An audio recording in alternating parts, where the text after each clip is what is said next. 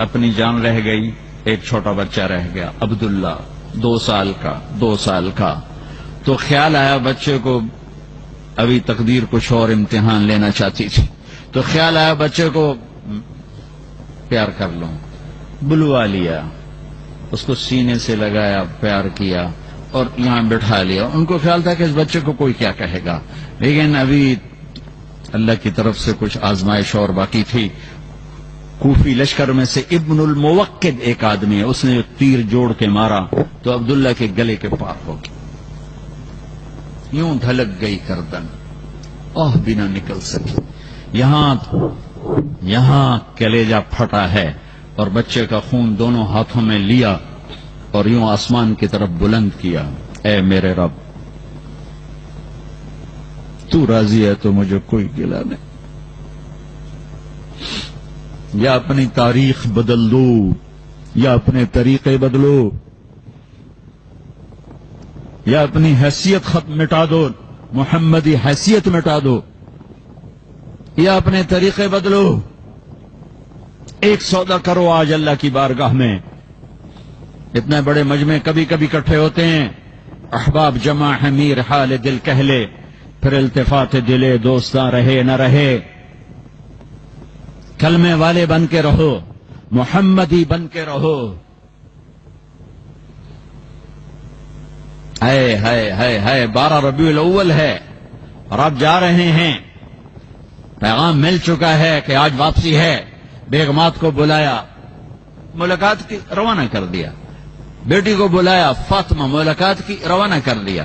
علی کو بلایا، سرگود میں رکھ کے دعا دی، رخصت کر دیا. آنکھ میں کچھ نہیں بہا. آخر میں بچوں کو بلایا، ایک 6 سال ایک 7 سال، دونوں کو جو یوں لیا اور ساتھ ہی آنسو چھلک پڑے. ایک کو زہر میں تڑپتا دیکھا، ایک کو نیزے پہ چڑھتا دیکھا.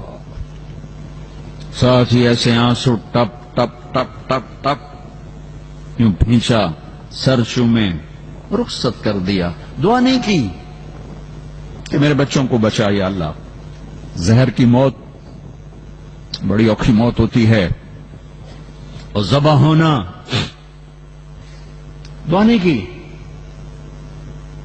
اللہ کی تقدیر کے سپرد کیا کہ میری اولاد کا خون پانی ہے میری امت کے باغ کا، اور ان کی بوٹیاں کھاد ہیں میری امت کے گلشن اور باغیچے کی. اس پر کوئی ہاتھ نہیں اٹھائے. لیکن یا ملک الموت نے آ کر عرض کہ یا رسول اللہ، اللہ کا پیغام ہے، آنا چاہیں تو لے آؤ، جانا چاہیں تو، رہنا چاہیں تو چھوڑ کے آ جاؤ. آپ نے فرمایا، پہلے جبریل آئے، پوری سناؤں آپ کو. پہلے جبریل آئے کہ یا رسول اللہ، موت کا فرشتہ دروازے پر ہے. آپ نے کہا آ جائے.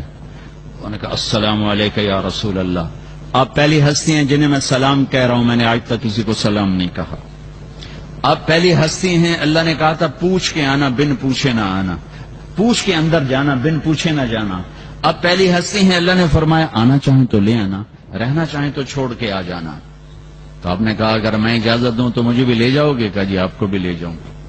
پھر آپ نے جبریل کو دیکھا، تو کیا کہتا ہے؟ تو جبریل نے کہا یا رسول اللہ، اللہ آپ کی ملاقات کا شوق. تو یہاں میرے نبی نے یہ سوال اٹھایا.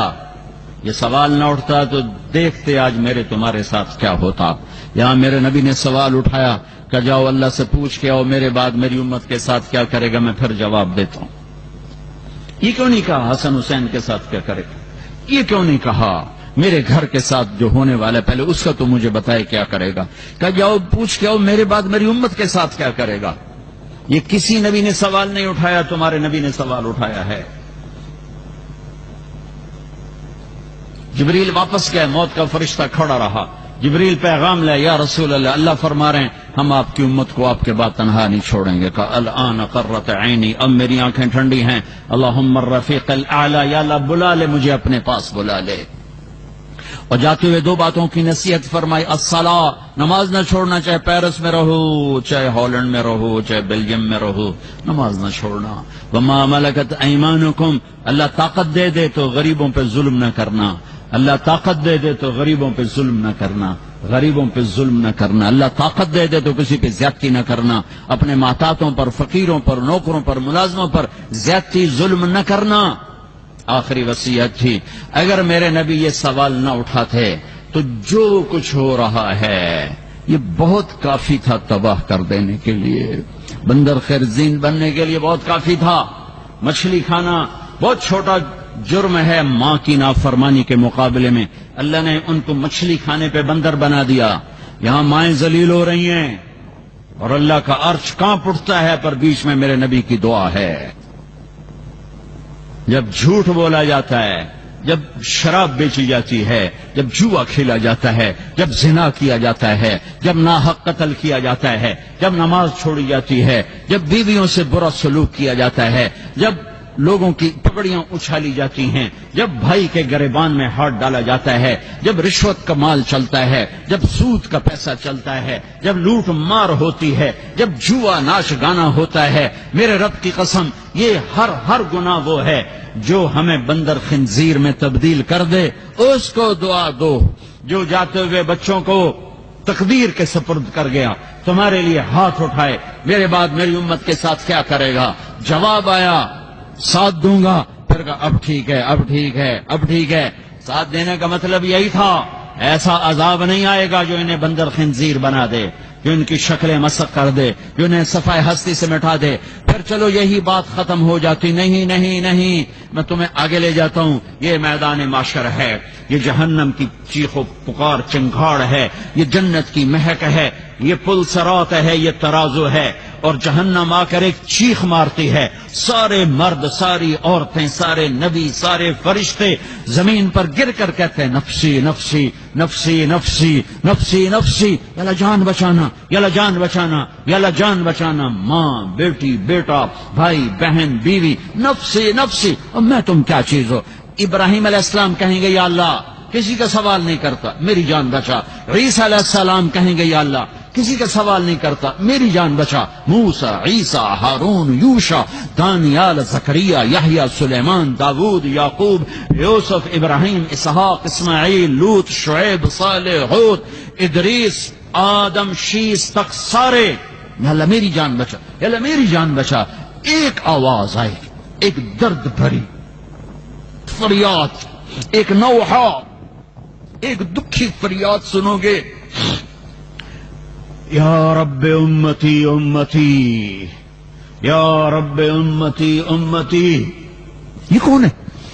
یہ کون ہے؟ یا رب امتی، یہ کون ہے؟ کون ہے بھائی؟ ہر کوئی نفسی نفسی لگا ہوا ہے۔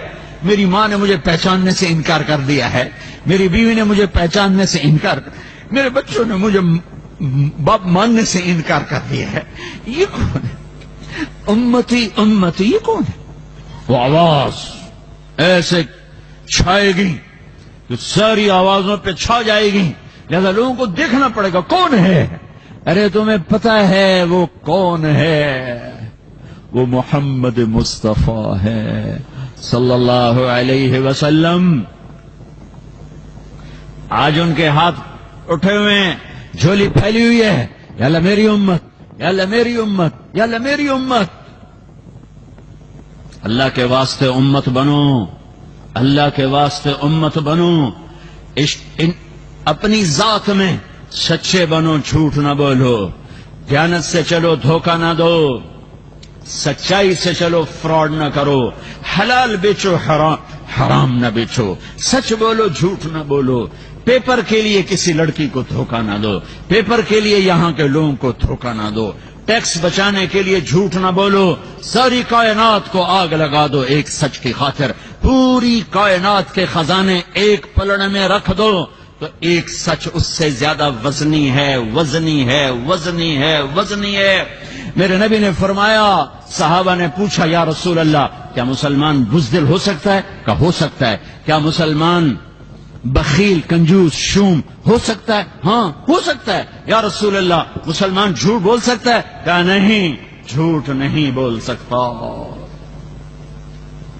تم سارا مال بچاؤ، ایک جھوٹ بول کر تم نے کچھ نہیں بچایا، تم سچ بول کے سب کچھ کھو دو، تم نے سب کچھ بچایا ہے۔